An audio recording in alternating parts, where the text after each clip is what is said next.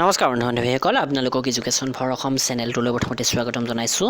2557টা পদৰ অনলাইন আবেদন পুনৰ মুকলি কৰি দিয়া হৈছে। তো এইবাৰ আপোনালোকে 6 নৱেম্বৰৰ আগত এপ্লাই কৰিব লাগিব। তো ইয়াৰ আগতে অলৰেডি অনলাইন এপ্লাই হৈ গৈছে আৰু বহুতে ইতিমধ্যে এপ্লাই কৰিছে, কিন্তু বহুতে এপ্লাই কৰিব পৰা নাই। বিশেষকৈ কোভিড-19ৰ কাৰণে দেশত যি লকডাউনৰ প্ৰক্ৰিয়া চলি আছিলে, সেইকাৰণে সকলোৰে শিক্ষা পাছুৱাই গৈছে আৰু সেই দিশত লক্ষ্য ৰাখি পুনৰ মুকলি কৰি দিয়া হৈছে এই পোষ্টবিলাক। তো কোনে কোনে এপ্লাই কৰিব পাৰিব তথা যদি গমেই নাপায় আপোনালোকে কি শিক্ষাগত অৰ্হতা বিচাৰিছে, গোটেইখিনি গম পাব। আহক ভিডিঅ'টো আৰম্ভ কৰোঁ। তো আমাৰ ই বুক ষ্ট'ৰত পাব্লিছ কৰা 7খনকৈ কিতাপ এখন কিতাপত কম্পাইল কৰি দিয়া হৈছে আপোনালোকৰ বাবে, আৰু এই 7খন কিতাপ আপোনালোকে কিনিবলৈ গ'লে প্ৰায় 160 টকা ভৰিব। কিন্তু আজি যদি আপোনালোকে এই কম্পাইল ভাৰ্চনটো কিনে মাথো 65 টকাত পাব।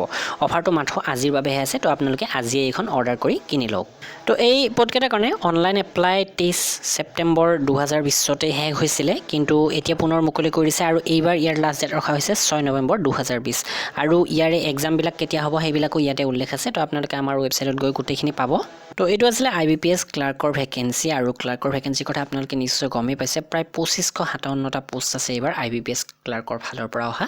তো এই পদবিলাকৰ কাৰণে অনলাইন আবেদন পুনৰ আৰম্ভ হ'ব 23 তাৰিখৰ পৰা। তো আজি 21 তাৰিখ, পৰহিৰ পৰা ইয়াৰ অনলাইন আবেদন পুনৰ আৰম্ভ হ'ব আৰু 6 নৱেম্বৰলৈকে থাকিব। প্ৰিলিমছ এক্সামটো 31 ডিচেম্বৰত অনুষ্ঠিত হ'ব আৰু ইয়াৰ মেইন এক্সামটো অনুষ্ঠিত হ'ব 24 জানুৱাৰী 2021। তো ইয়াৰ কাৰণে এপ্লাই কৰিবলৈকে প্ৰথম কথা হৈছে আপোনালোকৰ শিক্ষাগত অৰ্হতা মিনিমাম গ্ৰেজুৱেশ্যন কমপ্লিট কৰা হ'ব লাগে, আৰু বয়সৰ সময়সীমা 20 বছৰৰ পৰা 28 বছৰ। OBCৰ কাৰণে 3 বছৰ, SC STৰ কাৰণে 5 বছৰ, ফিজিকেলি হেণ্ডিকেপৰ কাৰণে 10 বছৰ এজ ৰিলেক্সেশ্যন ইয়াতে থাকে। আৰু ইয়াৰ প্ৰিলিমছ বা মেইনছ এক্সাম কম্পিউটাৰ বেছড হ'ব। ইয়াতে প্ৰিলিমছত 100 নম্বৰৰ প্ৰশ্ন হ'ব আৰু মেইনছৰ পৰীক্ষাটো অকণমান বেলেগ হ'ব। তো সেইটোৰ বিষয়েও ইয়াতে উল্লেখ আছে। তো নেক্সট ভিডিঅ'ত মই আপোনালোকক সেই বিষয়ে জনাম ভালদৰে যদি আপোনালোকে বিচাৰে। তো শিক্ষাগত অৰ্হতা গ্ৰেজুৱেশ্যন কমপ্লিট কৰা হ'ব লাগে, আৰু গ্ৰেজুৱেশ্যন কমপ্লিট কৰা ক্ষেত্ৰত ইয়াতে এটা নিৰ্দিষ্ট তাৰিখ থাকে। সেই তাৰিখৰ ভিতৰত যদি আপোনাৰ গ্ৰেজুৱেশ্যন কমপ্লিট হৈছে তেনেহ'লেহে আপুনি ইয়াতে এপ্লাই কৰিব পাৰিব।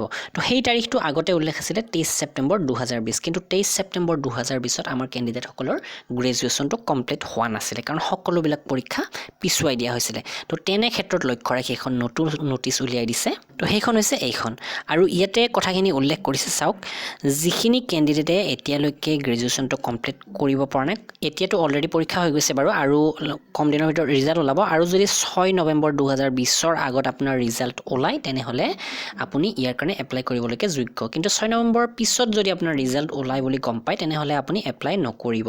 তো নিশ্চয় আগতে হ'ব আৰু আপোনালোকে নিশ্চয় সেইকাৰণে এপ্লাই কৰিব পাৰিব। তো ইয়াতে চাওক, ইয়াৰ আগতে যোৱা বছৰ যিখিনি গ্ৰেজুৱেশ্যন কমপ্লিট কৰিছে ইয়াতে এপ্লাই কৰা নাই, তেওঁলোকৰ কাৰণে কিন্তু এই লিংকটো নহ'ব। তেওঁলোকে ইয়াতে এপ্লাই কৰি লাভ নহ'ব। তো ইয়াৰ কোন তাৰিখৰ ভিতৰত আপোনালোকৰ এপ্লাই হ'ব সেইটো ইয়াতে উল্লেখ আছে। মই অলৰেডি 2-3 বাৰ কৈছোঁৱে আপোনালোকক। তো আপোনালোকে চাই ল'ব ভালদৰে। কিন্তু ইয়াতে এপ্লিকেশ্যন ফিটো অকণমান বেছি, তো সেই বিষয়ে অলৰেডি আমি আলোচনা কৰিছোঁ। তো আপোনালোকে আমাৰ ৱেবছাইটত গোটেইখিনি ভিজিট কৰিব আৰু এপ্লাই কৰাৰ লিংকবিলাকো পাব। 23 তাৰিখৰ পৰা এপ্লাই আৰম্ভ হ'লে আপোনালোকক পুনৰ মই ভিডিঅ' বনাই দেখুৱাই দিম কিদৰে এপ্লাই কৰিব লাগে। ভিডিঅ'টো লাইক কৰিব, শ্বেয়াৰ কৰিব, আৰু আমাৰ ই বুক কেইখন আজি 21 অক্টোবৰৰ ভিতৰত আপোনালোকে কিনি ল'ব। ধন্যবাদ।